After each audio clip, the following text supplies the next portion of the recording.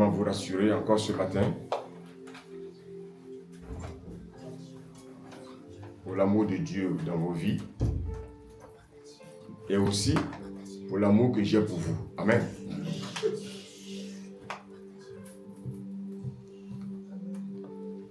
Je voulais que nous comprenions les choses de la vie. Vous savez qu'on n'a pas été créé par hasard. Celui qui nous a créés, il ne nous a pas créés par hasard. Il nous a créés parce qu'il avait un plan. Un plan de bonheur ni de malheur. Et voilà pourquoi on va déjà ouvrir nos Bibles. Dans Genèse 1.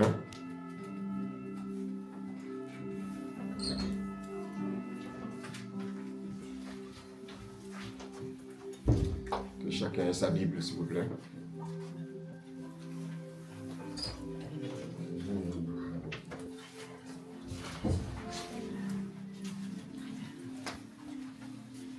Que chacun ait sa Bible, s'il vous plaît. La Bible ouverte.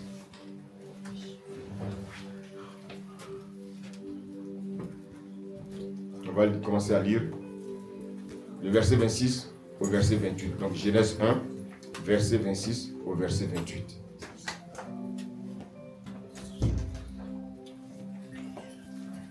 Amen, je lis la parole du Seigneur. Ensuite, s'il vous plaît, nous tous.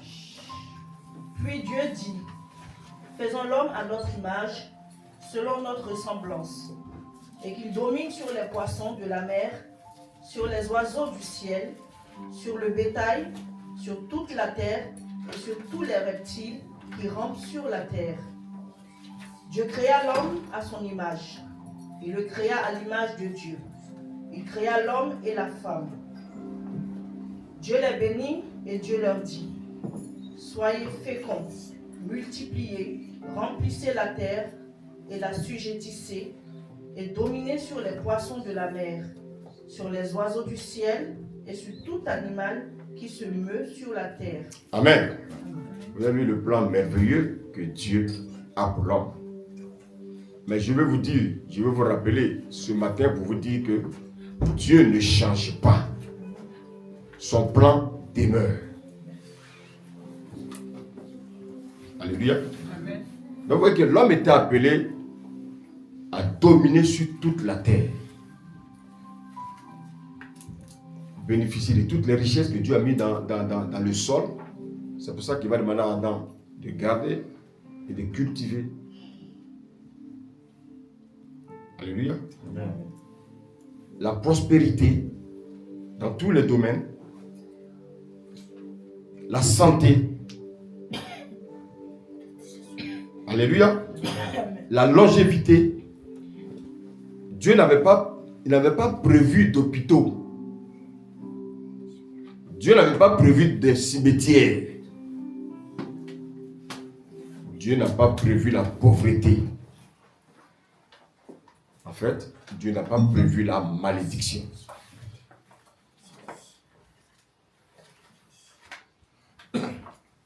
Dieu n'a pas prévu les prisons. Dieu voulait que l'homme vive dans le bonheur.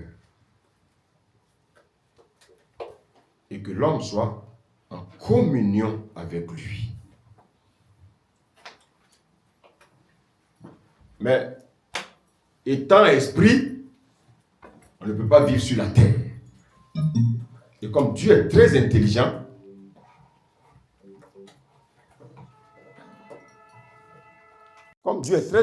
qu'est-ce qu'il fait? Dieu va donner une forme. Il va donner un corps à l'homme. Parce que, bien aimé, sans un corps, on ne peut pas vivre sur la terre. Voici pourquoi dans Genèse 2, qu'est-ce que Dieu va faire? Dieu va former l'homme de la poussière de la terre. Retenez cela. L'homme a été formé de la poussière de la terre.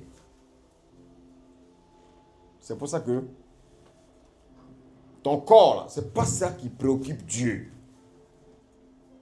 si ton corps préoccupait Dieu, les paralytiques là, Dieu allait les relever automatiquement. Mais parce que ce n'est pas ça la priorité pour Dieu. Ce qui intéresse Dieu, c'est ton âme. Je reprends. Ce qui intéresse Dieu, c'est ton âme.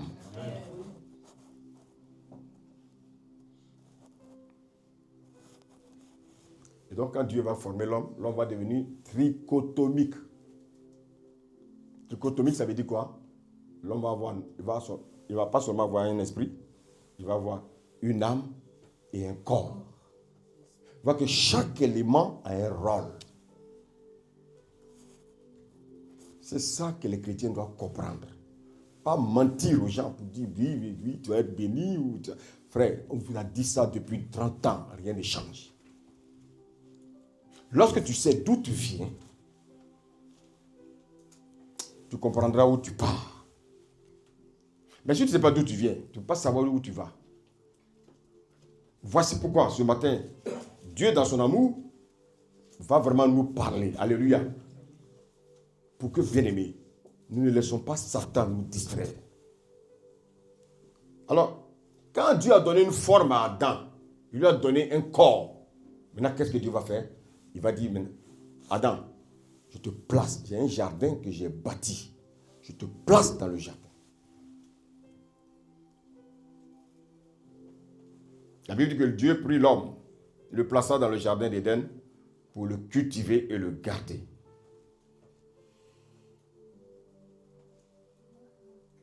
Et l'Éternel va donner un ordre. Je vous l'ai dit la dernière fois, l'ordre c'est quoi?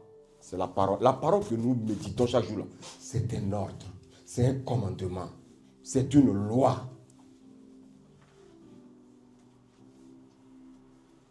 Il dit, tu pourras manger de tous les arbres du jardin, mais tu ne mangeras pas l'arbre de la connaissance du bien et du mal, car le jour où tu en mangeras, tu mourras. En fait, de quelle mort s'agit-il ici? Il s'agit de la séparation entre Dieu et l'homme. Dieu ne parle pas ici de la mort physique, non. Il parle de la mort qui consiste à nous séparer de lui.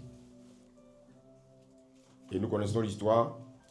Malheureusement, Adam va désobéir à la loi divine. C'est quoi la loi divine? C'est cette loi que Dieu a donnée à Adam. Tu ne mangeras pas. Mais qu'est-ce qu'Adam fait? Adam n'a pas obéi à cette loi. Et donc, c'est cette désobéissance d'Adam qu'on appelle le péché. Quand vous lisez la Bible, on dit le péché, et il y a des endroits où on dit les péchés. L'un est conséquent de l'autre. Amen. Alléluia. Donc Adam, en désobéissant, qu'est-ce qu'il venait de faire? Il venait de désobéir à la loi du péché et de la mort. Et comme il a péché, il a désobéi à la loi de Dieu, qu'est-ce que Dieu va faire? Dieu va le livrer à Satan. On va lire rapidement Genèse 3, 14. Genèse 3, verset 14. Amen. Amen. L'Éternel Dieu dit au serpent, puisque tu as fait cela, tu seras maudit en tout le bétail et en tous les animaux des champs. Tu marcheras sur ton ventre et tu mangeras de la poussière tous les jours de ta vie. Donc, ouais, Dieu a donné l'ordre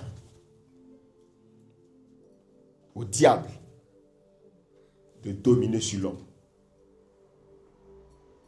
C'est pour ça que quand vous lisez les évangiles, Satan dira à Jésus, si tu m'adores, je te donnerai toutes ces richesses. Pourquoi? Parce qu'il m'a été donné. C'est de là que ça vient.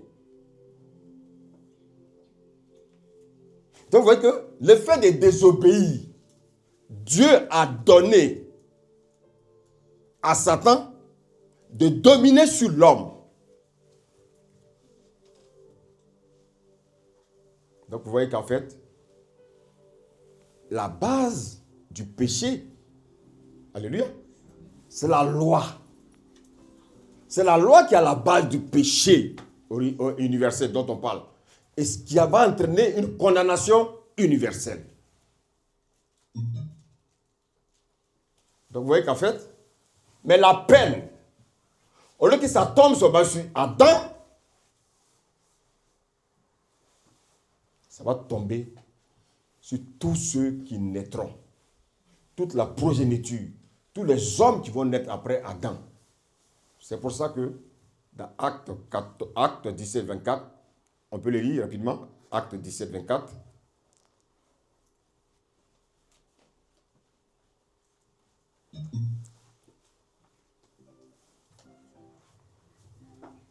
Amen.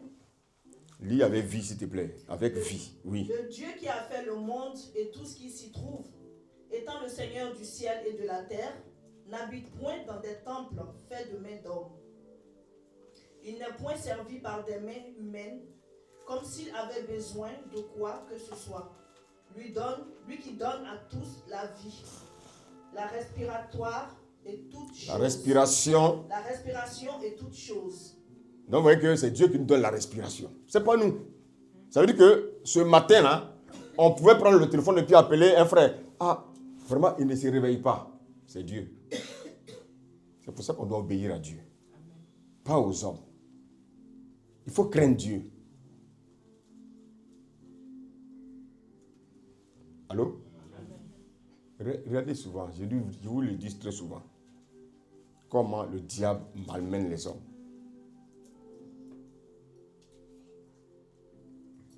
Si j'ai un boulot où je sais que je travaille samedi, je travaille jusqu'à 22h, je travaille jusqu'à peut-être à minuit, et puis dimanche, j'ai culte. Qu'est-ce que je fais?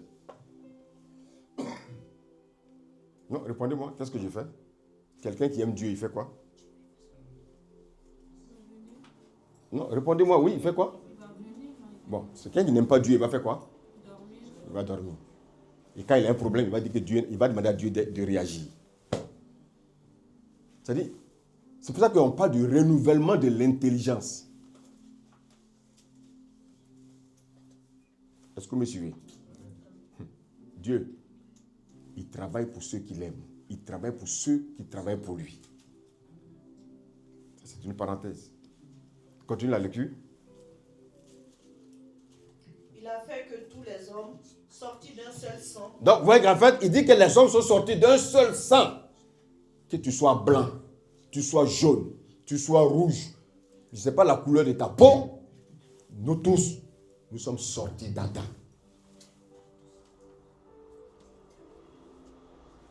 Allô?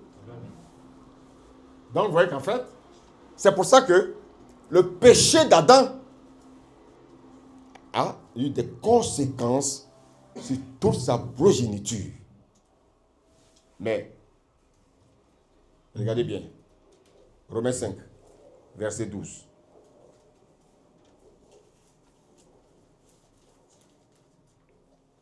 Maintenant, on va t'expliquer.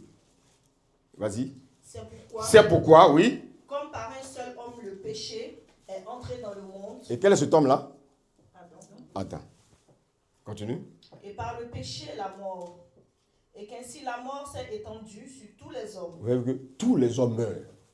Dieu n'avait pas prévu ça. Mais à cause du péché, la mort s'est invitée sur la terre. On continue.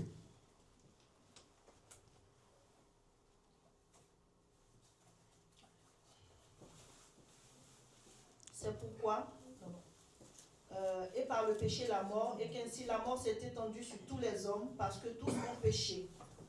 Parce que tous ont péché. Continue. Car jusqu'à la loi, le péché était dans le monde. Le péché était dans le monde.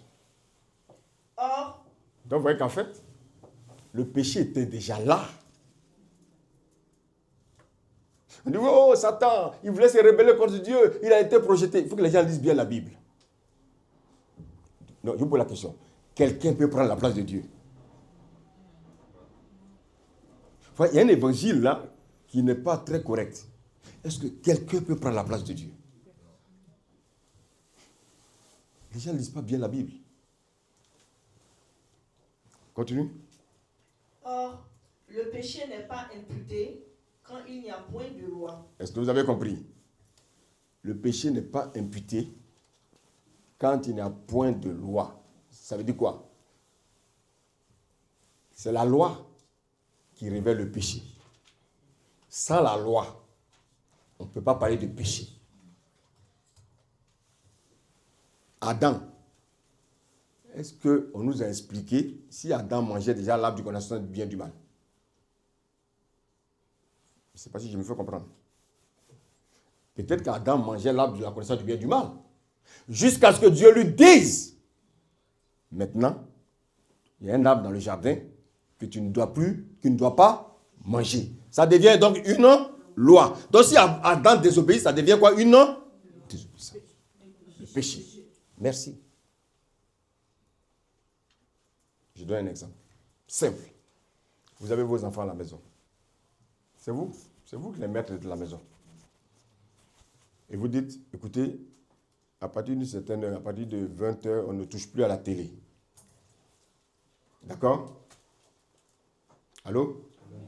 Et puis, donc, mais ça veut dire quoi? Ça veut dire qu'avant, les enfants touchaient la télé. Mais depuis que tu vas instaurer ça, cet ordre-là, ça devient une loi. Maintenant, si les enfants touchent à la télé, comment on appelle ça? Désobéissance. C'est ça. C'est ça que Dieu nous explique. C'est pour ça qu'il dit, oh, le péché n'est pas imputé quand il n'y a point de loi. Donc c'est la loi qui est venue révéler le péché. Alléluia. On continue.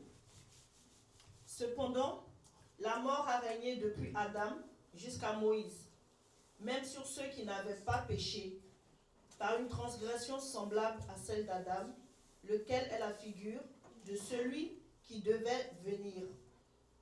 Mais il n'en est pas du don gratuit comme de l'offense.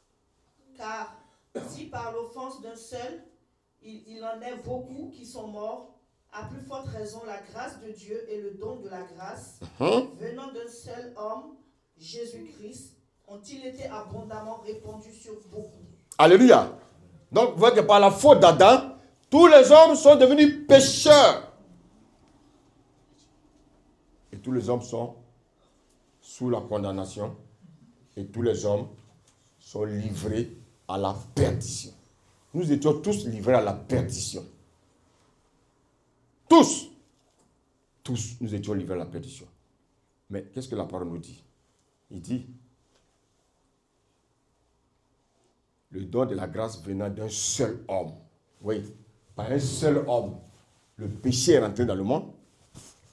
Par un autre homme, qu'est-ce qui va se passer? Le péché va être... Par un seul homme, le péché est rentré dans le monde. Alléluia. Amen. Mais il y a aussi un seul homme. Qu'est-ce qui va se passer? La grâce sera répandue sur toute la terre. Jusqu'à présent, est-ce que ça va? Le premier Adam, il a introduit le péché. Le deuxième Adam, il vient annuler le péché. C'est ça qu'on appelle la grâce, pour que tu redeviennes comme Adam avant le péché. Allô? Quand j'enseigne, je veux que les gens comprennent. Simple. Allô? Amen. Le premier Adam, il a introduit le péché. Donc tu es devenu maintenant un pécheur.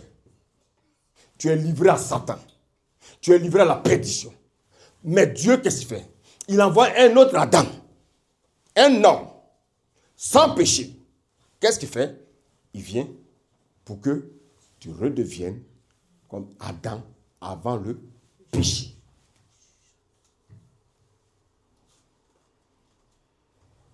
Amen. Et voici pourquoi. On va sauter un peu, on va lire le verset de... Attends, je vais te donner un passage pour qu'on lise ça facilement là, pour qu'on gagne du temps. Voilà, donc, lis donc le verset 16, s'il te plaît. Et il n'en est pas du don comme de ce qui est arrivé par un seul qui a péché. car c'est après une seule offense que le jugement est devenu condamnation, tandis que le don gratuit devient justification après plusieurs offenses. Qui va poser ce acte de justification? Est-ce que vous savez ce que ça veut dire justification? Quand je dis je suis justifié, vous savez ce que ça veut dire? Regardez dans les tribunaux là. Libéré, oui. Gratifié, ça veut dire j'ai été acquitté. Donc, notre acquittement est venu du deuxième Adam. Et le deuxième Adam, le dernier Adam, si vous voulez, c'est Jésus. Et donc, quand Jésus vient, qu'est-ce qu'il fait? Qu'est-ce qu'il fait? Il nous redonne notre nature avant le péché. C'est pour ça qu'on parle de la nouvelle création. En un mot, c'est comme... C'est pour ça qu'on parle de la régénération.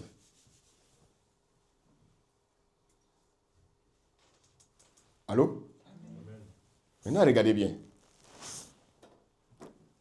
Si on nous dit que à cause du péché, il y a eu la mort, c'est-à-dire Dieu s'est séparé de l'homme. Qu'est-ce que cela veut dire?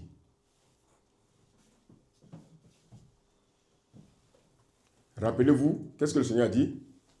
Créer l'homme à son image et l'image de Dieu, c'est son esprit. Mais si on dit que Dieu s'est séparé de l'homme, ça veut dire quoi? Il a séparé de l'esprit. Merci. Vous me suivez? Donc, sans l'esprit de Dieu, le péché maintenant règne. Maintenant, quand Jésus vient, quand il te restaure, qu'est-ce qu'il nous redonne? L'esprit. Pour qu'on redevienne comme Adam au commencement. C'est pour ça qu'on parle de la régénération. Oh, qui est béni ce matin? Amen. Dieu ne va pas faire un autre homme, non. Il va simplement te redonner l'esprit qu'il a ôté de toi. En fait, il n'a pas ôté cet esprit, il a endormi. Même les païens, ils ont l'esprit de Dieu. Mais parce qu'ils sont encore dans la nature adamique, l'esprit est éteint. Jusqu'à ce qu'ils rencontrent Jésus. Alléluia. Pour redevenir comme le premier Adam avant le péché. Est-ce qu'on est béni? Amen. Alléluia. Amen. Ça, allez, même il y a des pasteurs qui ne comprennent pas ça. Pourquoi? Parce qu'ils n'ont pas été appelés par Dieu. Quand on est appelé par Dieu, Dieu nous enseigne les vérités, les choses vraies pour ses enfants. Pas venir mentir aux gens. Oh oui, c'est ta grand-mère qui te poursuit. C'est à cause de ta grand-mère que tu as des problèmes. Ça, c'est de la manipulation. C'est pourquoi vous voyez des chrétiens, leur vie ne change pas. Mais pourquoi? Parce qu'ils sont encore bien aimés dans ces mensonges-là. Je ne dis pas qu'il n'y a pas de parents qui sont sorciers. Hein? Est-ce que vous me suivez? Est-ce que vous me suivez? Amen. Mais suivez mon langage. Alors, regardez bien. Un homme nommé Jésus, c'est lui qui va venir nous justifier. Mais cet homme-là, lui n'était pas infecté par le péché. Parce que quelqu'un qui est infecté par le péché ne peut pas sauver un pécheur. Alléluia. Amen. Dieu va choisir.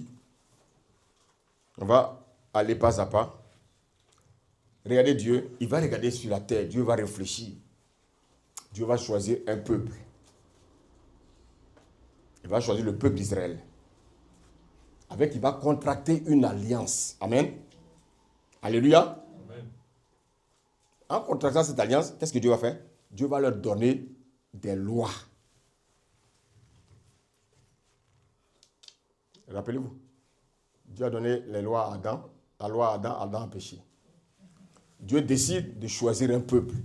Il appelle ce peuple-là Israël. Dieu, qu'est-ce qu'il va faire? Il va aussi leur donner des lois. Regardez bien, il va utiliser Abraham, il va utiliser Moïse, il va utiliser tous ceux-là. Lisez l'Ancien Testament. Dieu va les utiliser. Et quand Dieu va les choisir, Dieu va dire, bon écoutez, je vous choisis, mais je vous donne des commandements. Si vous faites ça, vous êtes mes enfants. Si vous ne le faites pas, vous n'êtes pas mes enfants. Ils ont dit, oui, on va obéir. Oui, on veut être tes enfants. C'est pour ça que beaucoup, quand ils disent qu'ils viennent en Christ, ils veulent venir en Christ. Mais ils ne veulent pas obéir à la parole de Dieu. Ça veut dire que tu n'es pas encore enfant de Dieu. Alléluia. Et regardez, il va donner des commandements. Mais il y a une chose qui est terrible. En donnant ces lois-là, regardez, on va lire, on a vu ça une fois, mais on va encore relire. Exode 20, versets 5 à 6. Pour ne pas que les gens vous trompent, il faut que vous compreniez ces choses-là. Amen. Amen. Et regardez.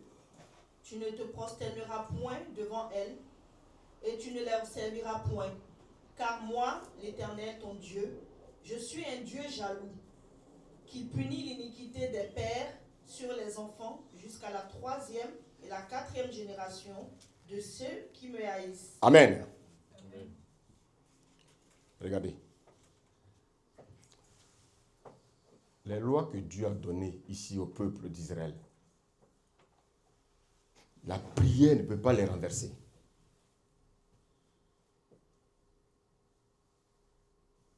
Alléluia. Amen.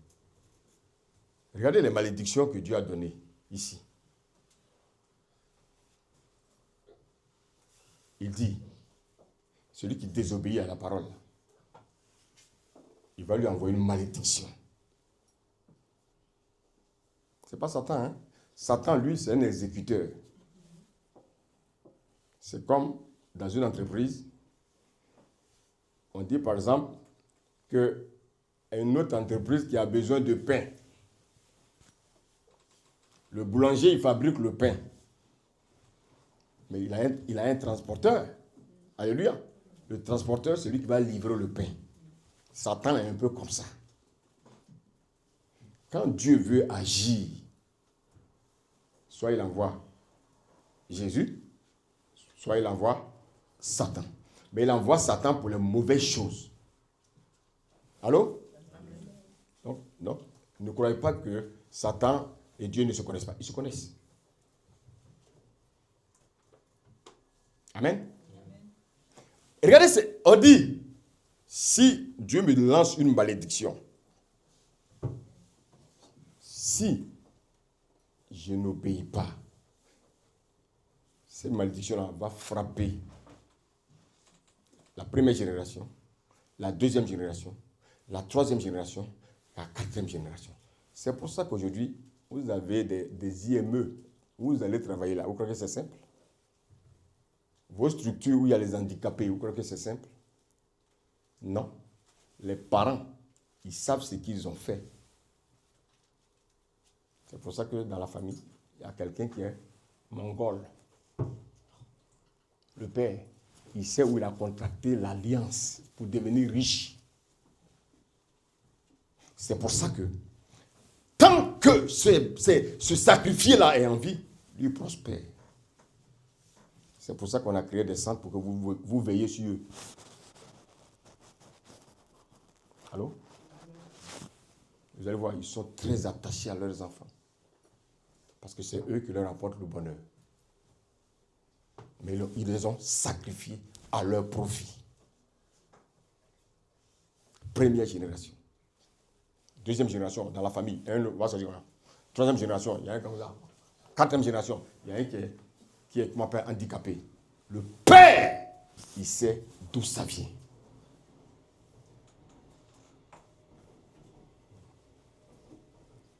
Alléluia. Amen. Alléluia. Amen. Donc, pendant 40 ans, on l'a vu la semaine dernière, dans le psaume 95, 10, Dieu nous a révélé que une génération, ça fait 40 ans. Donc imaginez-vous, ça veut dire quoi? Ça veut dire que dans une lignée, dans une famille, la malédiction peut régner là pendant combien d'années? Dans une lignée, dans une famille. Dans une famille, la malédiction peut régner pendant combien d'années? Je vous ai parlé de 4 générations. Donc ça fait combien d'années? 160. Maman, merci. Donc que pendant 60 ans, la malédiction frappe la famille. Ça veut dire quoi? Ton enfant va devenir temps. Peut-être que tu auras 3 enfants. Il y a un qui est mongol. Bon, les 2, ils sont un peu strict. Ils vont faire des enfants. Eux aussi, les enfants seront bizarres. Et les enfants seront bizarres pendant 4 générations. 40 ans, 40 ans, 40 ans, 40 ans.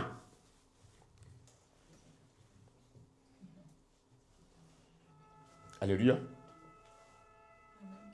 Alléluia. Amen. Maintenant, regardons. On va lire Deutéronome 28. Regardez.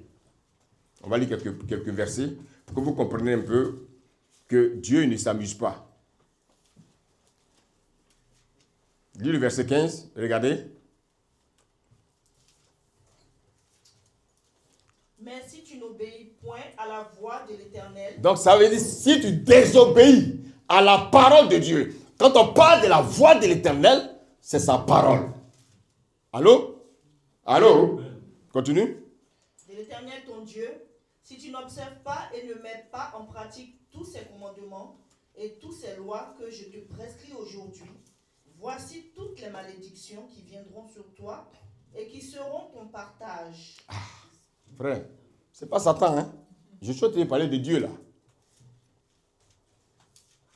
C'est Dieu qui parle. Maintenant, regardons, on va voir. Qu'est-ce qu'il dit au verset 16? Regardez. Tu seras maudit dans la ville. Comment Dieu peut dire à sa créature qu'elle sera maudite? Parce que Dieu, quand il donne sa loi, si tu obéis, tu es béni. Si tu désobéis, tu es maudit. C'est à nous de choisir. Tu vas venir à l'église pendant 40 ans. Si tu n'obéis pas à la parole de Dieu, la malédiction va te suivre. C'est ça que vous ne comprenez pas en fait. Il y a quelqu'un qui m'a dit, mais toi-même tu prends... Regardez bien ce qu'il me dit. Hein. Toi tu prends toutes les choses de Dieu à cœur. Mais c'est une injure. Il veut que je prenne les choses de Dieu comment? En wasarie. Parce qu'ils n'ont pas encore rencontré Christ. Quand on rencontre Jésus, mais il y a des choses qu'on peut même pas, on n'a pas envie de manquer. Alléluia. Amen. Continue la lecture. Et tu seras maudit dans les champs. Verset 17. Ta corbeille et ta huche seront maudites. Regardez. Tu vas travailler, travailler, travailler. Mais tu vas récolter des miettes. Lis la suite. Regarde. Le fruit de tes entrailles. Oui. Le fruit de ton sol. Oui. Les portées. Oui. De ton gros et de ton menu bétail. Oui. Toutes ces choses seront maudites. Maudit. La malédiction générationnelle. Pendant 160 ans.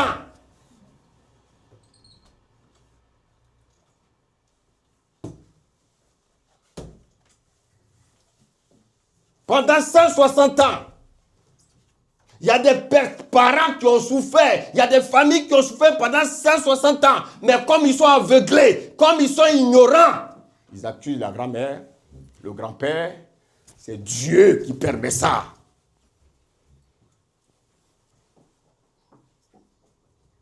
Lis le verset 18, regarde. 19. 19, oui, vas-y. Tu seras maudit à ton arrivée et tu seras maudit à ton départ. Verset 20. L'Éternel enverra contre toi la malédiction. Il enverra contre toi la malédiction, oui. Le trouble et la menace. Regardez tout ça, oui. Au milieu de toutes les entreprises que tu feras. Donc tu vas voir, quand tu vas créer une entreprise, à un moment donné, suivez-moi bien, à un moment donné, ça tombe. Pourquoi? Parce que ton père aussi était entrepreneur. Il a commencé l'entreprise, son entreprise est tombée. Pourquoi? Parce qu'il y avait une malédiction qui avait été prononcée des années. Et toi, tu veux faire les choses par tes propres forces. Non. Dieu a décidé que ça soit ainsi. Verset 21, regardez. s'attachera à toi la peste. La peste, c'est une maladie. Donc là, la peste, c'est seulement un symbole. Mais toutes les maladies peuvent t'atteindre. C'est une malédiction. Et cette malédiction va atteindre toute ta descendance. Pendant 4 générations.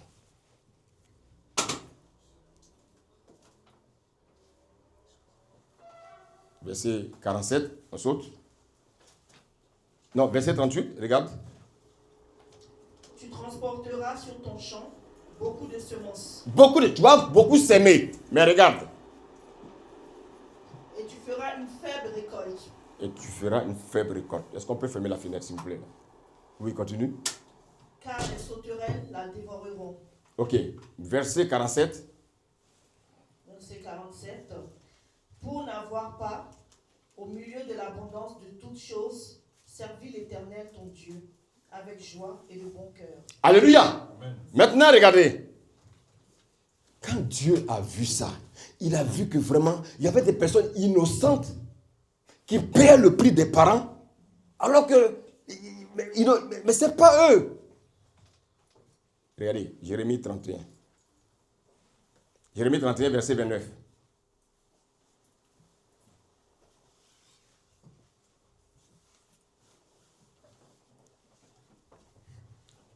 Rapidement, s'il te plaît. Verset 29, oui. En ces jours-là, on ne dira plus, les pères ont mangé des raisins verts et les dents des enfants ont été agacées. Mais chacun mourra pour sa propre iniquité. Voilà. Donc, qu'est-ce que Dieu est en train de faire là? Il est en train de changer l'ancienne loi par une nouvelle loi. Est-ce que vous m'avez suivi? Laissez la distraction là, s'il vous plaît. J'ai dit, il y avait une ancienne loi. L'ancienne loi disait quoi?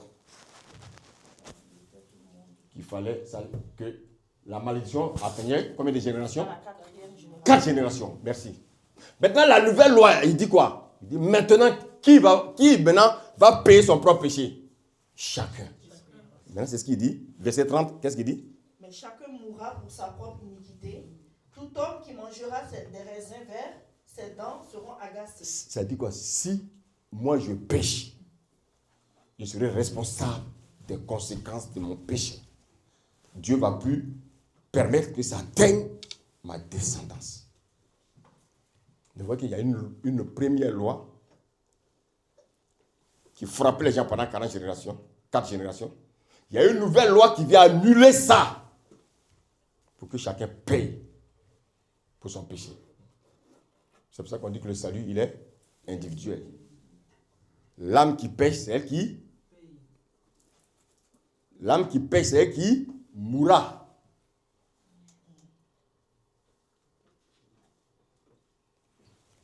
Alléluia. Alléluia. Mais malgré ça, Dieu a constaté que le péché continuait. Le péché continuait. Le péché même s'est multiplié. Regardez ce qu'il va dire au verset 31. Voici, les jours viennent, dit l'Éternel, où je ferai avec la maison d'Israël et la maison de Juda une alliance nouvelle. Une alliance nouvelle. Verset 32. Non comme l'alliance que je traitais avec leur père. Vous avez vu, l'alliance que Dieu traitait avec leur père, c'était trop difficile. Des innocents payaient pour des incrédulés, pour des gens qui sont inconscients. Alléluia. Verset 33. Mais voici l'alliance que je ferai avec la maison d'Israël. Oui. Après ces jours-là, oui, dit l'Éternel, oui, je mettrai ma loi au-dedans d'eux. Je mettrai ma loi au-dedans d'eux. Et puis, je l'écrirai oui, dans leur cœur. Continue. Et je serai leur Dieu. Je serai leur Dieu. Ils seront mon peuple. Vous avez vu, les gens de l'ancienne alliance n'étaient pas sauvés. Ils n'avaient pas le Saint-Esprit. Ils ne connaissaient pas la croix. Alléluia. Alléluia. Amen. Lorsque Dieu avait abrogé une loi, eux, ils suivaient. Mais vous allez voir qu'à un moment donné, dans la loi de Dieu, Dieu va instaurer dans sa sacrificature que si quelqu'un pêche, il faut offrir un agneau comme holocauste. cet agneau-là, vous le présentez au sacrificateur, il fait les cérémonies, et puis ton péché est pardonné. En fait, ce n'est pas un péché qui est pardonné entièrement, mais ton péché est couvert pendant un certain temps. Amen. Alléluia. Mais donc, c'est pour ça que la Bible dit, on va prendre Hébreux 9, vous allez comprendre quelque chose. Hébreux 9, verset 22. Avant même d'arriver à Hébreux 9, attends, on va déjà comprendre quelque chose. Dieu dira que les gens utiliseront donc le sang des boucs et des taureaux. Lisons ça quand même, Hébreux 9, 22. Hébreux 9, 22, s'il vous plaît. Hébreux 9, 22. Oui. Et presque tout, d'après la loi, Oui. est purifié avec du sang. Vous avez purifié avec quoi? Du sang. Du sang. Il n'y a pas d'alliance sans le sang. C'est pour ça que le mariage, là, que les gens banalisent, là, c'est une alliance. Parce que lorsque tu vas avec ta femme, tout ce qui se passe là, ce sont des échanges de sang. C'est pour ça qu'on vous demande aux gens de se préserver avant de se marier. Ce n'est pas un jeu. Une alliance. Ça, il y a toujours le sang. Continue. Et presque tout après la loi est purifié avec du sang. Oui. Sans effusion de sang, il n'y a pas de pardon. Est-ce que vous avez compris? Est-ce que vous avez compris? Sans effusion de sang, il n'y a pas de pardon de péché. Donc, qu'est-ce que Dieu permettait? Dieu permettait que les gens tuent des boucs et des taureaux. Ils tuaient les boucs, ils tuaient les taureaux. Alléluia. Remonte un peu au-dessus. Il y a un passage où on parle des boucs et des taureaux. Mais dans le même passage, c'est au verset 18, je crois, ou bien vers le début, on parle des boucs et des taureaux. Amen. Lis le verset 19, merci. Moïse, après avoir prononcé devant tout le peuple, oui, tous les commandements de très, la loi, très bien. Prit le sang des veaux. Il va prendre le sang des veaux, oui. Et des boucs. Des boucs. Avec de l'eau. Avec de l'eau. De la laine écarlate. Et qu'est-ce qu'il va faire? Et de l'hysope. Et il fit l'aspersion sur le livre lui-même. Oui. Et sur tout le peuple. Très bien. Donc en fait, pour pardonner les péchés, on demandait aux pécheurs de venir avec un sacrifice, un holocauste. Et c'était un animal qu'on sacrifiait. Et le sang là, quand Dieu voyait le sang, son cœur était apaisé. Le péché était couvert. Amen. Est-ce que c'est bon jusqu'à présent? Amen. Maintenant, qu'est-ce qui va se passer?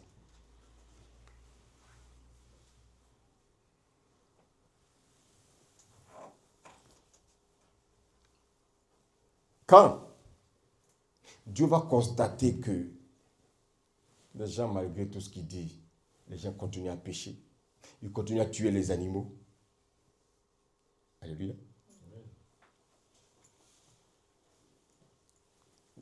Dieu ne va pas mettre en place une loi. Je vais trouver un thème simple pour que vous compreniez. Dieu ne va pas mettre en place une loi qui interrompt la procédure. Je donne un exemple. Dieu ne veut pas en fait une loi qui diffère la condamnation. Est-ce que vous me comprenez? Parce que la loi là, cette loi là, d'utiliser les veaux, des animaux, pour que Dieu puisse couvrir nos péchés. Mais ça veut dire quoi? Si on couvre notre péché, ça veut dire que le péché n'est pas encore ôté. Donc, pour interrompre cette loi,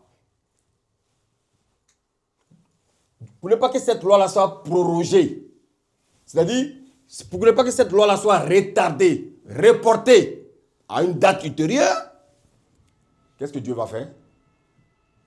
Il va abroger cette loi de condamnation. Est-ce que vous avez compris?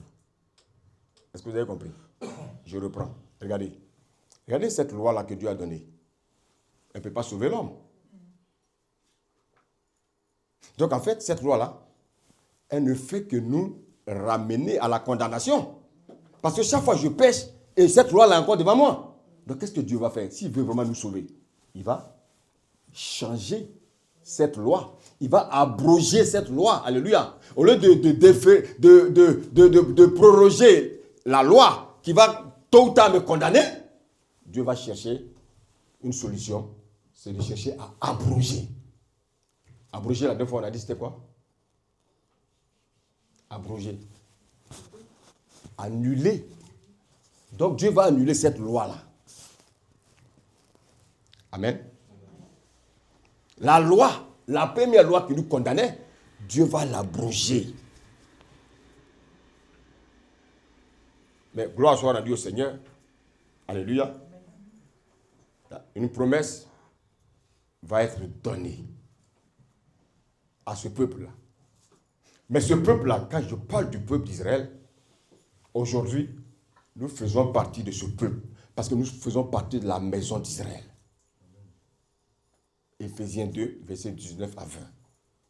Donc aujourd'hui, la loi dont je parle, la loi que Dieu va donner à Israël, aujourd'hui, comme aujourd'hui, nous sommes hantés. Dieu nous a associés. Dieu nous a fait la grâce de faire partie de ce peuple. La loi que Dieu va donner nous concerne. Voici pourquoi. Dans Jean 3, il dira car Dieu a tant aimé le monde. Alléluia. Il n'a pas dit Israël. Dieu a tant aimé le monde qu'il a donné son Fils unique afin que quiconque croit ne périsse point, mais qu'il ait la vie éternelle. Regardez, verset 17. Dieu en effet n'a pas envoyé son Fils dans le monde pour qu'il juge le monde, mais pour que le monde soit sauvé. Maintenant, regardons Matthieu 1, 21. On va lire. Dieu, maintenant, cette promesse qu'il a faite à Israël, là, Dieu va la rendre évidente. C'est-à-dire, cette loi-là, Dieu va l'exécuter. Cette promesse-là, Dieu va l'exécuter. Dieu va la mettre en pratique. Maintenant, pour que cette loi soit en pratique, il y a quelqu'un qui doit venir. Le deuxième Adam. Celui-là qui vient pour changer la loi qui nous condamne. Le sang de Adam nous a condamnés. Alléluia. Le sang d'un bouc et des taureaux ne peut pas nous sauver. Il faut un sang qui doit nous sauver éternellement. Est-ce que vous me comprenez? Ça veut dire quoi? On n'aura pas chaque fois qu'on pêche aller prendre un sang d'animaux pour venir asperger. Non. Il y a un sang. Et ce sang, c'est pour l'éternité. Il fallait que ce soit un sang sans péché. Et voilà. Matthieu 1, 21, regardez. Elle enfantera un fils et tu lui donneras le nom de Jésus. C'est lui qui sauvera son peuple de ses péchés. C'est lui qui sauvera son peuple de ses péchés. Frères et sœurs, est-ce que quelqu'un ici aime la parole? Amen. Moi, j'aime la parole. La parole, elle est puissante. Amen. Amen. Il faut aimer la parole. Quand tu n'as rien à faire, laisse la télé, lis la Bible. Amen. Alléluia. Amen. C'est comme ça que tu vas grandir et Dieu va te révéler des choses. Si tu ne lis pas ta Bible. La Bible dit que la nuit, rappelez-vous de l'histoire de Marie. Marie est tombée enceinte. Le fiancé même à qui appartient Marie ne comprend rien. Il veut même la chasser. Le Saint-Esprit se révèle à lui, dit non, il ne faut pas la chasser. C'est moi le Seigneur qui fait venir cet enfant parce qu'il doit sauver. Alléluia. Il doit sauver le monde. Il doit sauver ton peuple de leur péché. Donc, il va lui donner le nom de l'enfant. L'enfant va s'appeler Jésus. Et qu'est-ce que Jésus veut dire? C'est celui qui sauvera. Celui qui sauvera son peuple de ses péchés. De quel péché parle-t-il?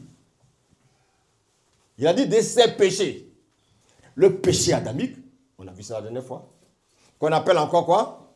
La nature adamique, on appelle ça encore quoi? Le vieil homme. Il va nous sauver de nos propres péchés. C'est quoi nos propres péchés? Les œuvres de la chair. Mentir, voler, orgueil, mensonge, calomnie, excès de table, critique, division, manque de soumission. Tout ça, la masturbation, l'impudicité, l'adultère, ça, ce sont les œuvres que nous pratiquons chaque jour. C'est ça qu'on appelle les œuvres de la chair. C'est ça qu'on appelle encore les péchés. Le troisième, c'est les pratiques de nos parents. Il y a des parents qui nous envoyaient chez les féticheurs, on les suivait. Les parents qui faisaient des sacrifices dans la maison, on était derrière. Parce qu'ils invoquaient chaque jour nos noms. Esprit des eaux, protège mon enfant. Esprit de montagne, protège mon enfant. Esprit de ceci, protège mon enfant. Donc, tout ça, c'est prononcé chaque jour. Donc ces esprits-là règnent sur vous. Maintenant, la dernière chose, le quatrième péché, la quatrième captivité, c'est quoi? La domination de Satan et de ses démons sur notre vie. Donc en fait, quand vous lisez la Bible, toute la Bible traite le problème du salut. Pas un autre problème. Le Seigneur ne vient pas ici pour dire les gens vont se marier. Non, ça ce sont des choses secondaires. Ce qui est d'abord primordial, c'est ton salut. Allô? Parce que tu peux te marier et puis aller en enfer. Tu maries un homme qui a fait semblant d'être chrétien et qui est un gros païen. Si tu te ramènes dans le monde, tu es mort.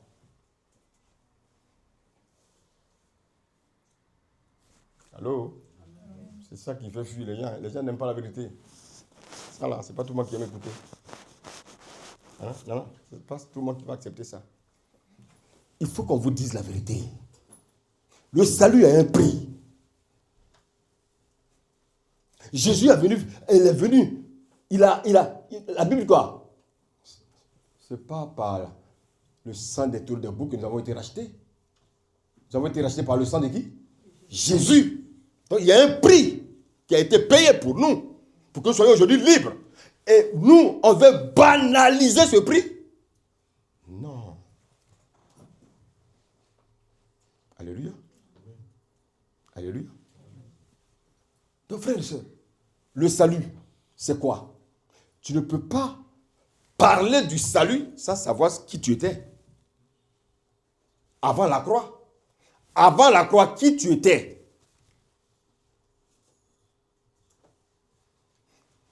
Quand tu es passé à la croix, qu'est-ce que tu es devenu? Amen. Alléluia. Maintenant, qu'est-ce que tu seras après ton salut là? Après ton salut, qu'est-ce que tu seras? Ce sont des choses que les chrétiens doivent savoir, mais tout ça, ça ne les intéresse pas. Je vais me marier, je vais voyager, dans ma famille, on nous a bloqués, on a bloqué mon visa. Mais allez, fais tes papiers normalement, va à l'ambassade, on te donne le visa. On accuse les parents, on accuse l'oncle, on accuse la grand-mère. Non, laissez les gens en paix. Voici pourquoi quand on leur parle de Jésus, ils ne veulent pas l'écouter. Parce qu'on les accuse trop. Je ne dis pas qu'ils ne sont pas sorciers. Oui, ils sont sorciers. Mais toi, tu es en Christ, tu as peur de quoi? Allô? Il faut que tu saches d'abord ce que c'est que la croix. La croix, là, ça veut dire quoi? Qu'est-ce que Jésus a fait pour moi? Qu'est-ce qu'il a fait pour toi à la croix? Maintenant, quand ce qu'il a fait, qu'est-ce que je suis devenu? Et la quatrième chose, qu'est-ce que je deviendrai? C'est ça que nous, en tant que chrétiens, devons chercher à comprendre. Alléluia. Maintenant, qu'est-ce qui s'est passé à la croix? Éphésiens 2, verset 5. Il faut qu'on sorte de cet imbroglio. Les gens sont dans la confusion, dans la contradiction, dans la manipulation, dans le mensonge. On ment trop aux chrétiens. Depuis 30 ans, 40 ans, 50 ans, les gens prêchent des messages qui viennent de l'enfer. Non. Il faut refuser ça. Éphésiens 2, verset 5, on y va rapidement. Nous qui étions morts. Donc, nous qui étions morts par nos offenses. Donc en fait, tu étais où? Tu étais mort par nos offenses. Ça veut dire quoi? Tu étais séparé de Dieu à cause de ton péché. Allô? Maintenant, vas-y. Nous a rendus à la vie avec Christ. Waouh! C'est par grâce. C'est par grâce. Que vous êtes sauvés. Oui. Il nous a ressuscités ensemble et nous a fait asseoir ensemble dans les lieux célestes et en Jésus-Christ. Amen. Je vais aller doucement. Qu'est-ce que la croix a fait? Tout ce que Satan t'avait infligé. Alléluia. Les systèmes, les peines infligées à cause d'Adam vont être annulées par le sacrifice de Christ. Je n'ai pas entendu d'amen. Je n'ai pas entendu d'amen là ce matin. Amen. On te donne une parole aussi puissante. Regarde où tu étais. Tu n'as rien fait. On te dit que Christ est venu mourir à la croix. Et le fait de livrer, de donner son sang. Il n'a pas donné son sang à Satan, hein? Non. Il a donné son sang à qui?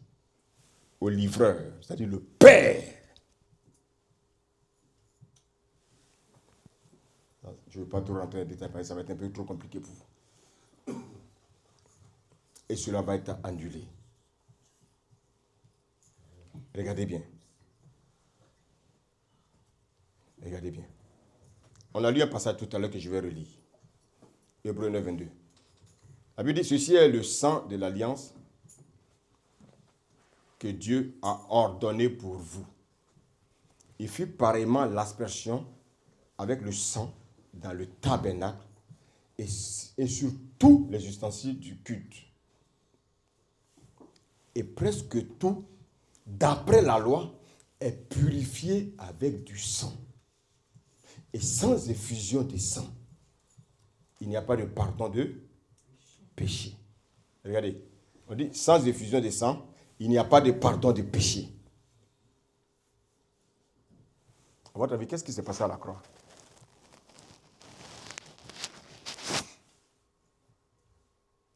On devait parler du sang. Quel était le sang qui était dans ton corps?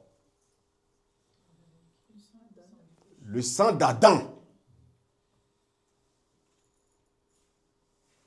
Allô? La croix, c'est un centre de transfusion sanguine.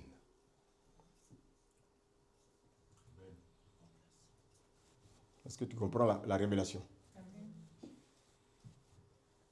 La croix, c'est un centre de transfusion sanguine. Qu'est-ce qui va se passer à la croix? Le sang d'Adam qui était dans ton corps va être vidé en faveur du sang de Jésus.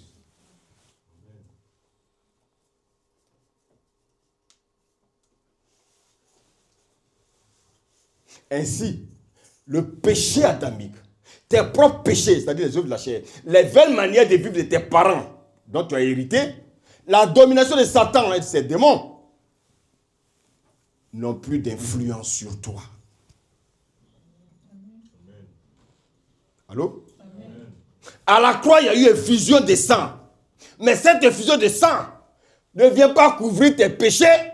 Cette effusion de sang n'est qu'une transfusion sanguine. Alléluia. Amen.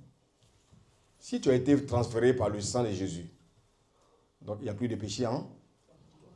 Je n'ai pas bien entendu. Il n'y a plus de péché, hein? Toi.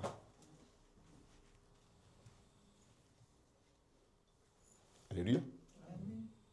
Donc vous voyez que la transfusion sanguine par le sang, du sang de Jésus t'a sauvé du péché adamique. Cette transfusion sanguine t'a sauvé de tes propres péchés. Cette transfusion sanguine du sang de Jésus t'a sauvé des traditions, des coutumes de tes parents.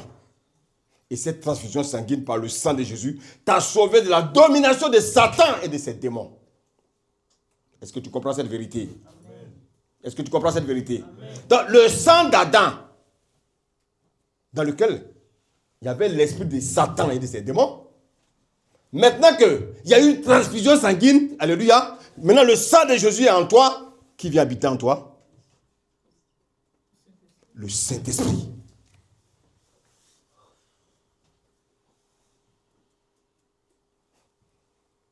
Alléluia.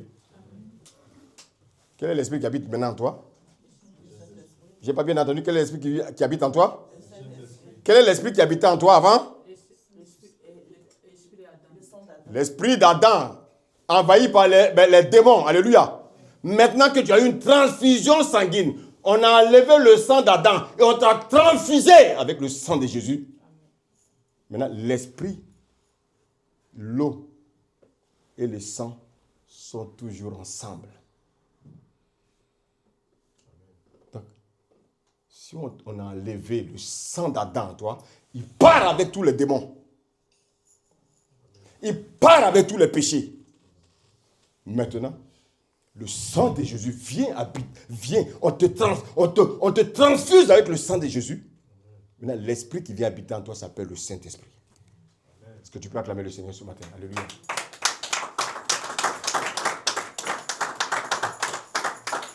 Donc, l'esprit nouveau, qu'est-ce qu'il a dit? Il dit, je te donnerai un cœur nouveau et je mettrai en toi mon esprit. Donc, il te donne son sang accompagné de son esprit. Le sang d'Adam a été vidé. Les démons qui étaient en toi ont été vidés. Les mauvais esprits sont partis. Maintenant, c'est le Saint-Esprit qui règne. Allô? Amen. Donc, la transfusion sanguine, qu'est-ce qu'elle a fait? Elle t'a lavé. Elle t'a glorifié. Elle t'a justifié. Alléluia. Amen. Et puis, elle t'a purifié. Amen. Désormais, je suis une nouvelle créature. Les choses anciennes sont passées. Toutes choses sont devenues nouvelles. Vous avez compris? C'est ça le salut. C'est quoi le salut? Je suis devenu une nouvelle créature. C'est quoi le salut? Le sang d'Adam a été vidé de mon corps et Dieu m'a fait une transfusion en me donnant le sang de son Fils. C'est ça le salut. Alléluia. Amen. Donc, à cause de la transfusion sanguine du sang de Jésus, il n'y a plus de condamnation sur ma vie. Vous voyez qu'en fait, cette transfusion du sang de Jésus fait appel à une nouvelle loi. Et c'est ce qu'on a vu la dernière fois. Comment on appelle cette loi? Merci. L'esprit de vie. La loi de l'esprit de vie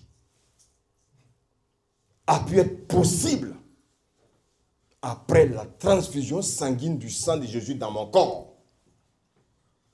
Voici pourquoi un chrétien ne pêche pas. Il n'y a pas de péché dans la vie d'un chrétien. La loi de l'esprit de vie m'a affranchi de quoi? De la loi du péché et de la mort. Donc, vous voyez qu'aujourd'hui, je ne suis plus esclave des démons, je ne suis plus esclave, bien aimé, de la loi d'Adam, je ne suis plus esclave, bien aimé, des traditions de mes parents, je ne suis plus esclave de Satan et de ses démons. Allô? La loi qui condamne les pécheurs, donc ceux qui ne connaissent pas Christ, les païens qui sont encore actuellement dans le monde, il y a une loi qui les condamne. La loi qui les condamne, c'est ça qu'on appelle la loi du péché de la mort. Aujourd'hui, moi je suis en Christ. Cette loi a été remplacée. Cette loi a été annulée, abrogée. À cause du sang de Jésus que j'ai reçu. Le sang de Jésus me permet aujourd'hui de recevoir la loi, d'être maintenant sous la domination de la loi de l'esprit de vie.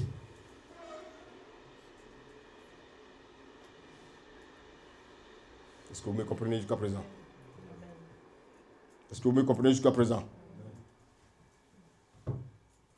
Maintenant, regardez-moi.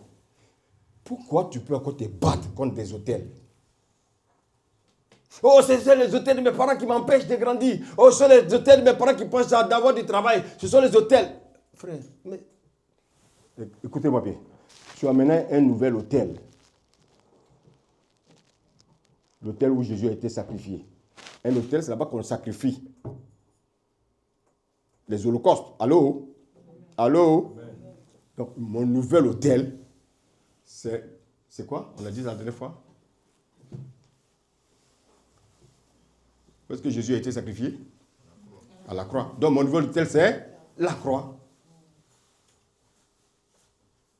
Allez voir vos parents là. On est tous passés par là. Quand il veut tuer un animal là, il y a un endroit où il tue. C'est ça l'hôtel. C'est là-bas qu'on va prononcer des paroles de bénédiction sur nous. Alors qu'ils étaient en train de nous livrer à Satan. Sachez une chose, je vais vous dire une vérité. Si vous avez un parent, un ami qui ne connaît pas le Seigneur, en lui, toutes les malédictions y sont. Ça ne dépend pas de lui. Ce sont des choses spirituelles. Allô? C'est pourquoi si on vient te dire qu'il y a un païen sorcier, il ne faut pas que tu sois surpris. Allô? Il ne faut pas être surpris. On dit que c'est un sorcier. Mais, c'est un païen. Mais un chrétien ne peut pas être sorcier. Mais un chrétien peut avoir des parents sorciers. Mais lui, l'esprit qui est en lui est au-dessus de l'esprit du sorcier. Donc tous les païens sont sorciers. Tous les païens sont des malfaiteurs. Tous les païens sont des menteurs. Pourquoi? Parce que ils ont encore le sang d'Adam en eux. Donc les esprits mauvais règnent encore sur eux. Alléluia. Frères et sœurs, Dieu, qui est notre Père, nous parle ce matin. Alléluia. Donc vous voyez qu'en fait, une loi ne peut être remplacée par une nouvelle loi. Amen. Donc aujourd'hui, quelle est la loi qui domine sur ta vie? La loi de l'esprit de vie. Tu n'es plus sous la loi du péché et de la mort.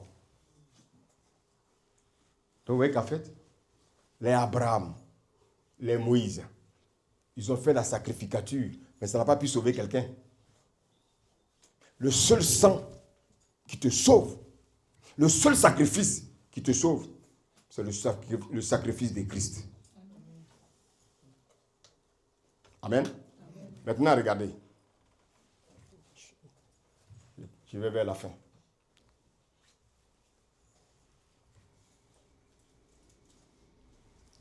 Autrefois, le péché adamique dominait sur toi. Autrefois, tes propres péchés dominaient sur toi. Autrefois, les traditions de tes parents agissaient sur toi. Autrefois, Satan te dominait. Voici pourquoi quand il te dit de mentir, tu mens. Quand il te pousse à mentir, tu mens. Quand il te pousse à aller forniquer, tu vas forniquer. Il faut qu'on vous dise les choses simplement. Ça n'a plus de domination sur toi. Allô? Amen. Pourquoi? Parce que Christ, il a changé la loi du péché par la loi de l'esprit de vie. Désormais, tu n'es plus esclave des traditions de tes parents. Tu n'es plus esclave de la loi du péché de la mort. Tu n'es plus esclave de tes propres péchés. Tu n'es plus esclave de Satan et de ses démons. Maintenant, je vais te montrer où tu es maintenant. Elle a dit tout à l'heure quand elle a lu. Éphésiens 2. Mais je vais te montrer. Ça va être plus clair. Colossiens 1, 12, 14. Colossiens 1, verset 12 à 14. Suivez bien, il y a des mots clés que vous devez retenir. Oui. Vas-y. Amen. Amen. Rendez grâce au Père Rendez grâce au Père. Oui. qui vous a rendu capable Ah, on dit qu'il nous a rendus capables. Mais comment il nous a rendus capables? d'avoir part à l'héritage Attends, j'arrive. Comment il nous a rendus capables? Par la transfusion sanguine du sang de Jésus. Comment il nous a rendus capables? Il nous a rendus capables par le changement de loi. Comme maintenant nous sommes sous la loi de l'esprit de vie, il nous a rendus capables. Mais capables de quoi? Oui. d'avoir part à l'héritage des saints Ah, donc les saints, c'est toi et moi. Donc les enfants de Dieu ont leur héritage. Est-ce que vous me suivez? Est-ce que jusqu'à présent ça va? Est-ce que c'est simple? S'il y a des choses qui sont compliquées, vous me dites, vous levez le doigt, je reprends. Amen. Regardez, avant, je n'étais pas capable. Mais pourquoi je n'étais pas capable? J'ai des bénédictions que Dieu m'a données, mais je ne suis pas capable de les posséder. Pourquoi? Parce que avant la croix, j'étais sous la domination de mes péchés, la domination adamique, la domination de Satan et de ses démons, et puis la domination des traditions de mes parents. Maintenant, j'ai reçu la transfusion sanguine du sang de Jésus. Je suis devenu une nouvelle créature. Les choses anciennes sont passées. Alléluia. Mais si les choses anciennes sont passées, pourquoi tout ce qui concerne les parents agissait sur moi? Parce que j'étais dans leur royaume. Il y a deux royaumes, hein? Il n'y a pas trois, il y a deux. Le royaume des ténèbres et le royaume de Dieu. Beaucoup sont encore dans le royaume des ténèbres. C'est pour ça qu'on demande d'évangéliser. Parce que ceux qui sont dans le royaume des ténèbres, beaucoup sont encore des enfants de Dieu. Beaucoup d'enfants de Dieu sont dans le royaume des ténèbres. Maintenant, comment? Pourquoi ils sont dans le royaume des ténèbres? Parce qu'ils ont été pris en esclave par qui? Satan. Ils sont en prison. Comment ils vont être délivrés de la prison? C'est lorsque nous allons leur annoncer l'évangile. C'est pour ça que le Seigneur dit, allez et faites de toutes les nations des disciples.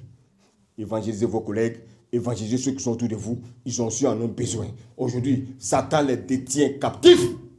Jésus vient les délivrer. Lorsqu'ils acceptent Jésus, ils sont délivrés. Amen. C'est très simple. Il n'y a pas d'argent à payer. Amen. Relis, vas-y. Rendez grâce au Père qui vous a rendu capable d'avoir part à l'héritage des saints dans la lumière. D'avoir part à l'héritage des saints dans la lumière. Donc ce n'est plus dans les ténèbres.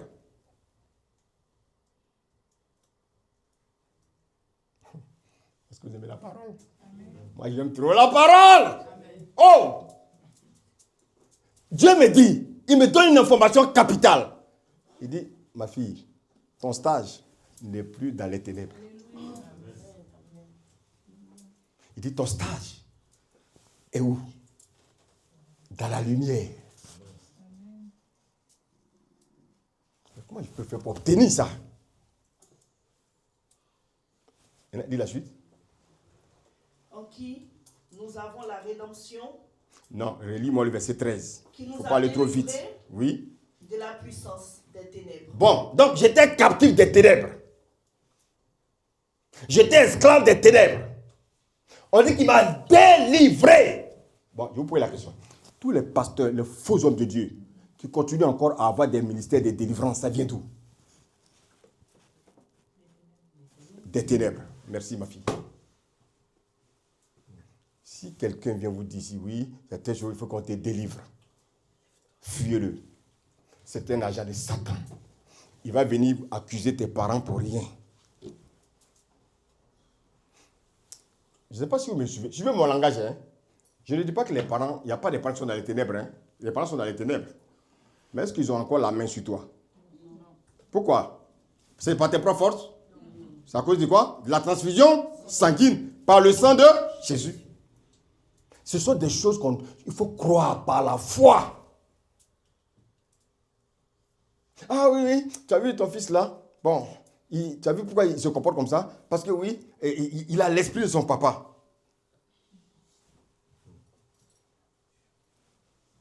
Non, tu dis, non. Moi, mon fils, il a l'esprit de Jésus. Il faut chasser la mauvaise parole par une bonne parole. Allô? Allô? Relis le verset 13, vas-y. Qui nous a délivrés de la puissance des ténèbres et nous a transportés dans le royaume du Fils de son amour. Donc ton héritage est où? Dans le royaume du Fils de son amour. Il est entre les mains des sorciers? Ah. Il est entre les mains des aïeuls? Ou bien il est entre les mains de Satan? Non! Parce que le faux homme de Dieu, il faut te dire, il faut jeûner 21 jours. Tu vas jeûner 21 jours, tu vas devenir maigre comme ça. Oui. Après, il va te dire, oui, tu sais, bon, il faut que tu donnes 2000 euros. Parce que Dieu m'a révélé que tu dois s'aimer. Dieu m'a dit que ouais, cette délivrance-là, il faut que tu s'aimes. Voilà. Là, il faut venir donner offrande. Tu ne peux même pas donner 10 euros à Dieu. Tu vas lui donner 1000 euros pour le donner à un menteur. Vous savez combien de chrétiens? Chrétiens, vous avez vu? Dieu nous demande des choses simples, mais nous, on aime les choses compliquées.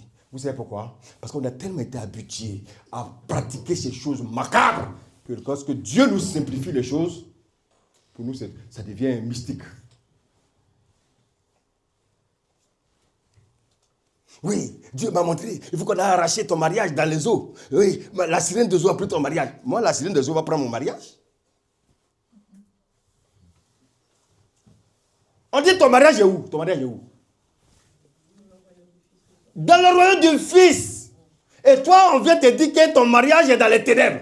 Et tu suis ces affamés, ces aventuriers, ces ventripotents qui ne pensent qu'à eux, qui font, bien aimés, qui distraient les enfants de Dieu. Non. La vérité, elle est très claire. Dieu dit, tes bénédictions, ton héritage est où? Bon. Qu'est-ce que tu vas faire dans le royaume des ténèbres?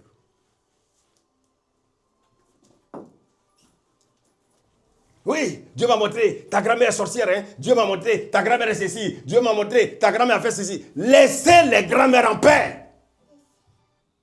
La grand-mère n'a aucune influence sur toi. Alléluia. La problématique du péché a été réglée. Amen. La Bible dit que si tu pêches, quand tu lis 1 Jean 2, la Bible dit, tu as un avocat qui plaide toujours auprès de toi. Ton péché n'est imputé. Ton péché n'est plus compté à cause de l'œuvre de la croix. Ce n'est pas à cause de tes propres forces, mais c'est à cause de l'œuvre de la croix. Alléluia. C'est à la croix qu'on reçoit la guérison. C'est à la croix qu'on reçoit nos bénédictions. Ton travail, c'est à la croix que tu vas l'obtenir. Ton mariage, c'est à la croix que tu vas l'obtenir. Alléluia. Amen. L'évangile du salut nous donne de régner avec Christ. D'être heureux, de bénéficier aussi de ce que Dieu nous a réservé. Mais, ce que je vais te dire, je t'ai déjà dit que toutes tes bénédictions sont en Christ. Christ est assis où? Dans les lieux célestes. Et toi, tu es assis où? Avec lui. Bon, maintenant, explique-moi comment Satan va venir te ravir. Si tu ne veux pas croire ça, et que tu crois, oui, j'ai fait un songe, j'ai vu ma grand-mère dans mon sommeil, ta grand-mère ne peut rien te faire. Si ta grand-mère vient dans ton sommeil, Dieu t'avertit simplement de te réveiller dans la prière, c'est tout. Il t'avertit. Est-ce que vous me suivez? Ta grand-mère ne peut rien. Mais est-ce que, parce qu'on m'a dit que mon héritage est dans les lieux célestes avec Christ, que je suis avec Christ, est-ce que pour cela je ne vais pas connaître de souffrance? Est-ce que pour ça je ne vais pas connaître de souffrance? Si. Christ n'a pas souffert. Ce n'est pas parce qu'on me dit que mes biens sont dans la maison dans les mains du Seigneur Jésus que je ne vais pas souffrir. Alléluia. Alléluia. Amen. Tu n'as pas d'enfant. Tu n'as pas de travail. Tu as des problèmes. Pourquoi? Tu fais rien ne marche. Frère, ça arrive dans la vie des chrétiens. Il fait tout, mais rien ne marche. Dieu te dit, ce n'est pas Satan. Parce que Satan ne peut plus rien. Alléluia. Ce n'est pas Satan. Ce n'est ni les sorciers. À trois choses. Soit le Seigneur lui-même veut t'éprouver.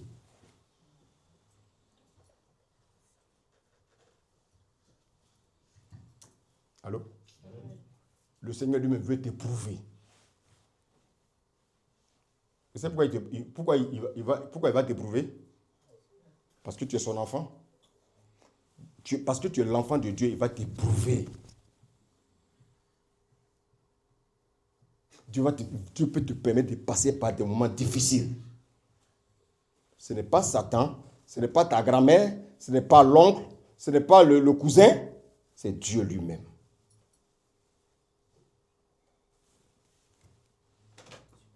Alléluia. Prenons Ésaïe 59.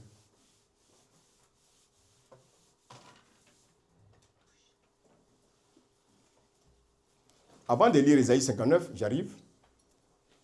Lorsque tu es devant une situation que tu traverses qui est difficile, quelle doit être ton attitude? Tu es un enfant de Dieu. Tu sais que vraiment tu fais des efforts pour être correct avec Dieu. Et puis tu traverses un moment difficile. Qu'est-ce que tu dois faire?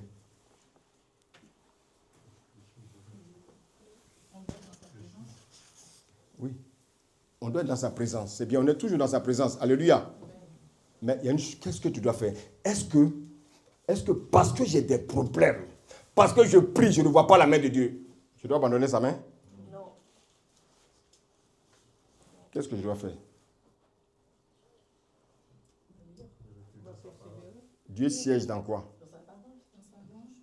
Dans la louange et dans l'adoration. Quand vous voyez des problèmes dans vos vies, ne murmurez pas. Il ne faut pas murmurer. Ça va compliquer votre situation.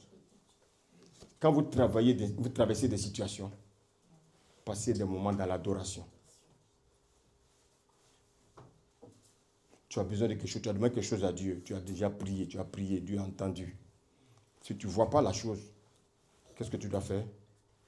Tu dois te concentrer dans l'adoration, dans la louange.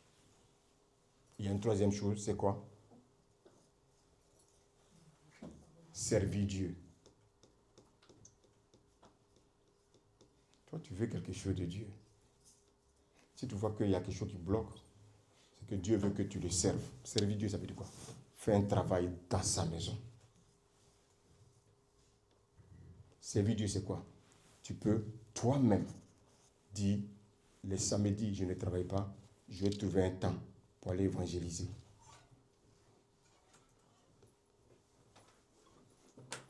Bien aimé, je vous pose la question. Combien parmi vous évangélisent?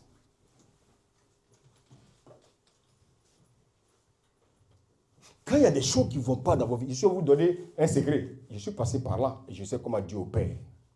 Quand ça ne va pas, bénissez Dieu, glorifiez Dieu. Ne vous fâchez pas. Il ne faut pas que les gens viennent gâter votre humeur. Non, adorez Dieu. Vous êtes dans la chambre, vous l'adorez, vous l'adorez. Oh Seigneur, je sais que tu es puissant. Oh Seigneur, adorez-le, adorez-le. N'oubliez pas de faire aussi son service. Vous savez, Dieu s'occupe de ceux qui le servent. C'est trop, il y a une puissance dedans.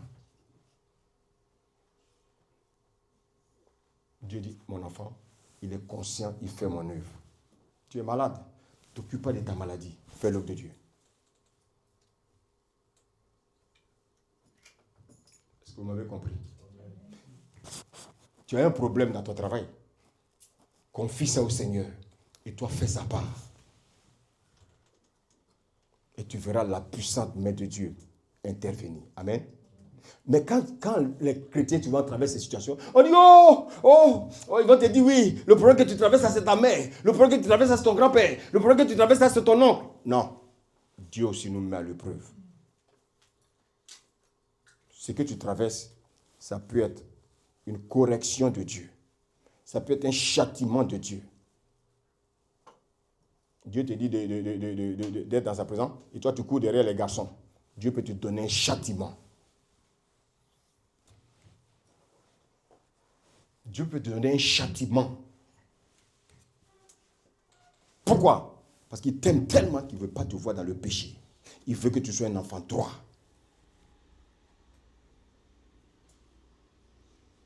Vous vivez dans un couple, et puis il y a toujours des discussions. Dieu crée une situation.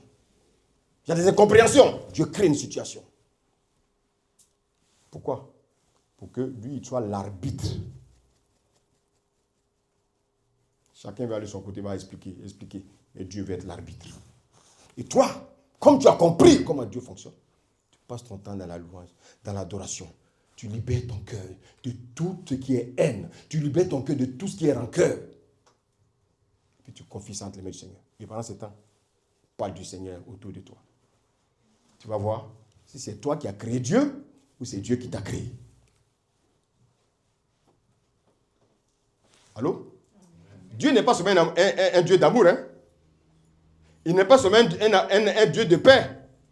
Il n'est pas seulement un Dieu de joie. Dieu peut envoyer l'amertume. Il peut créer une situation où tu vas manifester l'amertume, mais il faut que tu aies le discernement pour comprendre que il faut que je fasse attention parce que je suis en train de glisser. Alléluia. Maintenant, il y a une deuxième chose, chrétien, qui fait que souvent, nos bénédictions ne viennent pas. Pourtant, on dit, on est avec Christ. Je ne parle pas des grands-mères, ils sont disqualifiés. Moi, je ne les regarde même pas.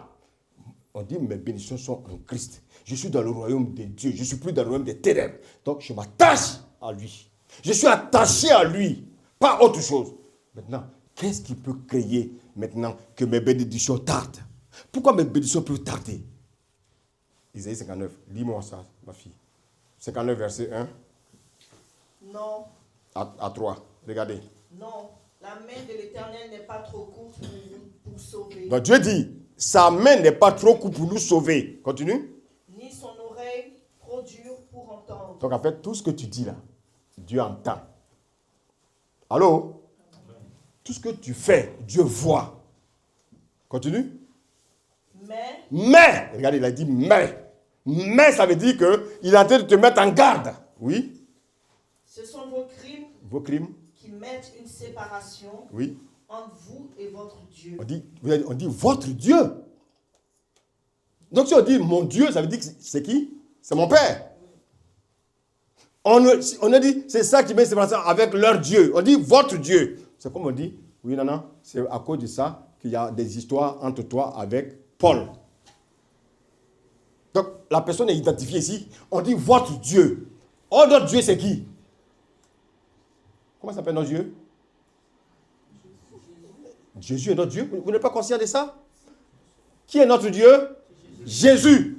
Donc en fait, Jésus, la Bible dit que ce sont nos crimes qui mettent une séparation entre nous et Jésus. Sinon les bénédictions sont là. Dieu peut nous répondre là, la minute là. Mais qu'est-ce qui fait que ça bloque? Qu'est-ce qui fait que souvent, je suis chrétien depuis des années et puis il y a des blocages? Dieu me dit, c'est parce que les crimes créent une séparation entre Dieu et moi. Est-ce que vous me suivez? Lis la suite. Ce sont vos péchés qui vous cachent. Ouais, là, ouais, il parle de nos péchés. C'est avec S. Donc, ça veut dire quoi? Ce sont les œuvres de la chair que nous manifestons qui font quoi? Qui cachent sa face et l'empêchent de nous écouter. Toi, tu mens, tu passes ton temps à mentir. Tu passes ton temps dans les querelles. Tu passes ton temps à calomnier. Tu passes ton temps dans la fornication. Et tu demandes à Jésus de donner un mari, une femme. Toi, tu forniques et tu demandes à Jésus. Jésus est ton valet. Il te dit, non, mon fils, sois clean pour que je t'envoie ton mari.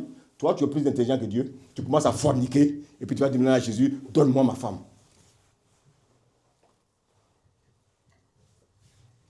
Les œuvres de la chair. C'est ça qui bloque la main de Dieu. C'est ça qui bloque. Il dit, ce sont vos péchés qui vous cachent sa face et l'empêche de vous écouter. Vous avez dit de vous écouter. Ça veut dire que quand tu es dans le péché, Dieu ne t'écoute même pas. Donc, qu'est-ce que tu fais? La Bible dit qu'on a un avocat. Alléluia. Alléluia. Amen. Seigneur, répands-toi, abandonne ce péché. Et puis Dieu, maintenant, il te met maintenant sur la voie de ta bénédiction.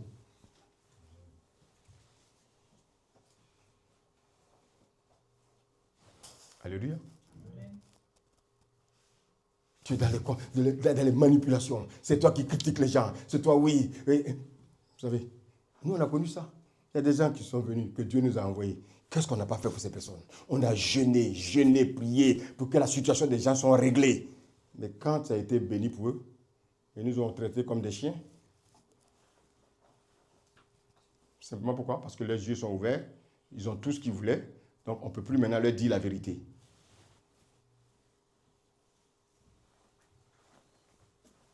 Frères et sœurs, c'est très sérieux.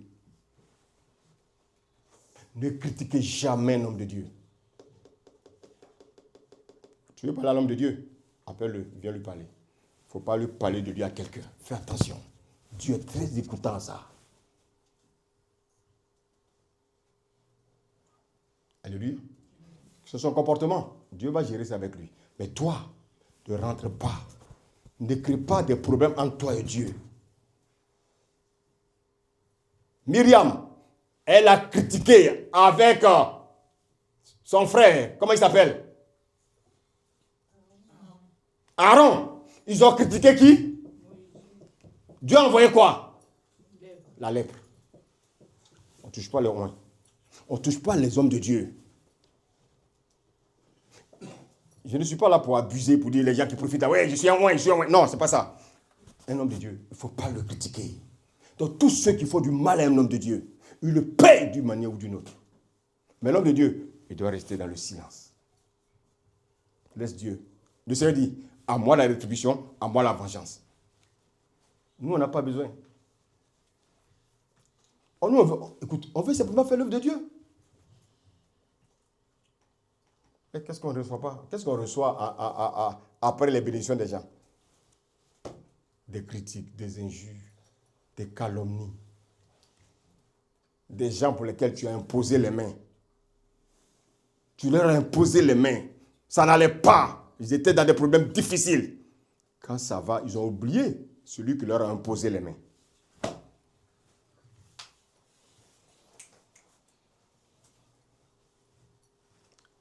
On va lire le verset 3. Car vos mains sont souillées de sang. Vos mains sont souillées de sang. Oui. Et vos doigts de crime. Vos doigts de crime. Continue. Vos lèvres. Oui, la parole. Qu'est-ce qui sort de ta bouche? Vos lèvres.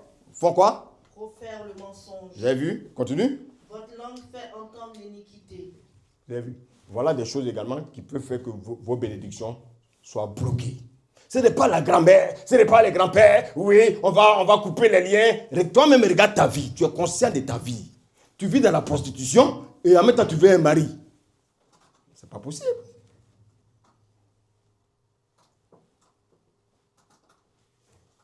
La plupart des problèmes que nous vivons, nous sommes les propres responsables. Parce que je sais que Satan ne peut rien contre toi. Alléluia. Le Seigneur dit de ne pas donner accès au diable. Écoutez-moi bien. Le diable, il a été vaincu à la croix. Ces démons ont été vaincus à la croix. Mais est-ce qu'ils ont été tués? Ils n'ont pas été tués. Quand j'ai dit que le Paris Saint-Germain a vaincu Barcelone 2-0, ça ne veut pas dire qu'il n'y a pas un autre match. Ça veut pas dire que Barcelone ne peut pas revenir. On dit qu'il a vaincu. On te dit qu'il t'a vaincu. Maintenant, comme il a été vaincu, comment il va te faire maintenant pour t'attaquer? C'est là que je vais te dire. Là. C'est pour ça que la Bible dit, Satan rôde. Cherchant qui? Satan rôde, cherchant qui? Dévorer. Alléluia. Maintenant, si toi, tu es dans les péchés là, C'est toi qui critiques les gens. C'est toi qui passe ton temps à mentir. C'est toi qui es là, tu es rempli de rancœur. On te dit de pardonner. Tu dis non, moi je ne pardonne pas. Le Seigneur dit que mais si tu ne me pardonnes pas, moi le Père, c'est là que je ne te pardonnerai pas. Et donc ta vie est bloquée. Tu vas à l'église, mais rien n'avance. Les gens viennent, ils obéissent à la parole de Dieu. Leur vie avance, mais toi, tu es à reculons. Pourquoi? Parce que tu veux être ton propre maître.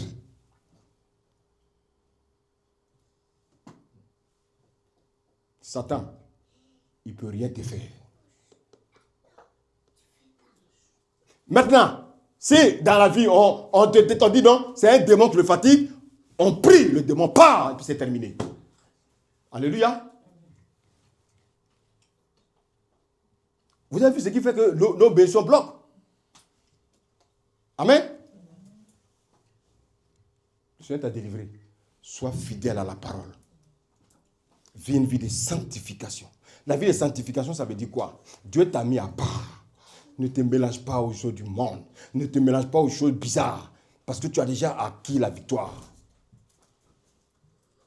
Mais ce que les chrétiens oublient, je vais en parler prochainement, c'est que nous sommes dans un salut continuel. Notre esprit a été sauvé. Mais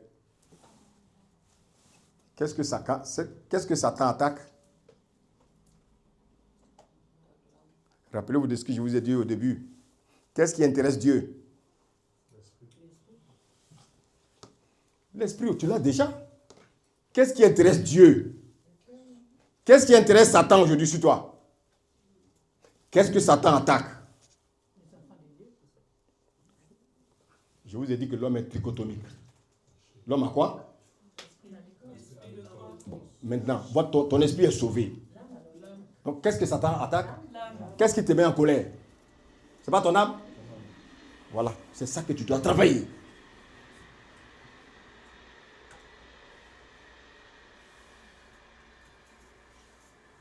Satan veut ton âme. Il ne peut pas atteindre ton esprit. Ton esprit est avec le Saint-Esprit. Maintenant, qu'est-ce qu'il fait? Il envoie son vent dans ton âme. Va l'insulter. Toi, on ne t'insulte pas. Est-ce que tu as vu dans ta famille quelqu'un t'a dit insulter? Satan t'a eu. Vous riez, mais vous êtes encore son esclave. Ah oui, je suis venu à l'église. Oui, mais l'apôtre m'a regardé. Moi, je ne viens plus à l'église. Avec quels yeux? C'est avec des yeux d'hibou. Tu l'as vu ou bien? C'est avec quoi?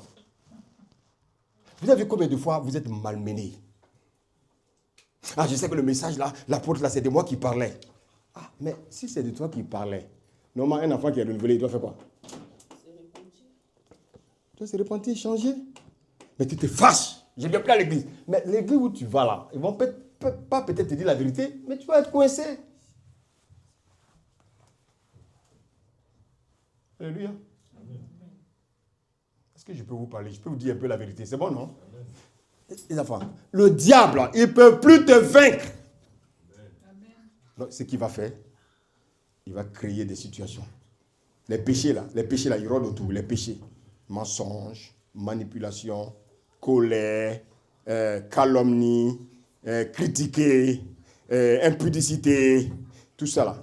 Il est là et puis il est là autour et puis il te regarde. Masturbation, toi. Il vient et dit, mais tu vois, mais ça fait, tu n'as pas de sensations là? Rentre dans la douche, prends le savon. Et quand tu finis, tu es fatigué, on dirait que Mbappé qui vient de jouer au football.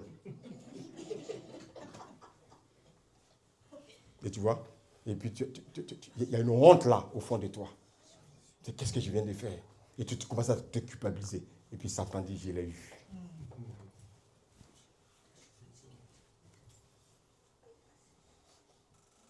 Vous savez, beaucoup de chrétiens font les choses selon leur propre volonté. Alléluia. Amen. Beaucoup de chrétiens font les choses selon leur volonté. Il ne faut pas se comporter comme nous voulons. Faites attention à ce qui sort de vos bouches. Les animosités, la clameur, la méchanceté, la rancune. Oh, tu refuses de pardonner. Qui es-tu?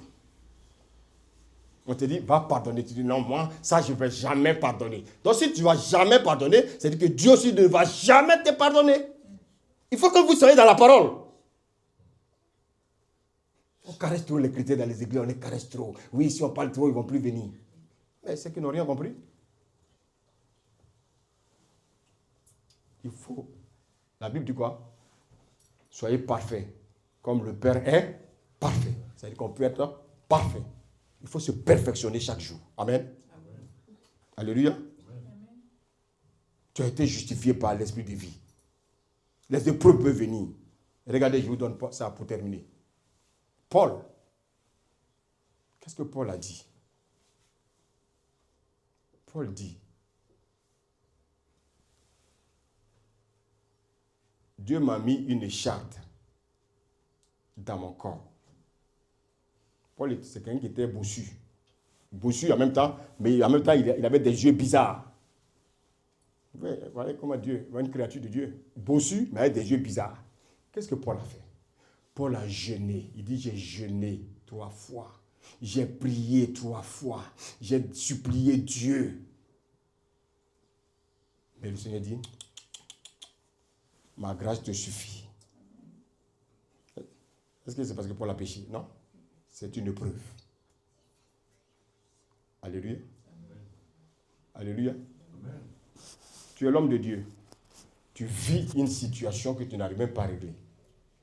Dieu t'envoie des situations. Tu pries pour les gens, ça marche. Le même problème que tu vis, hein.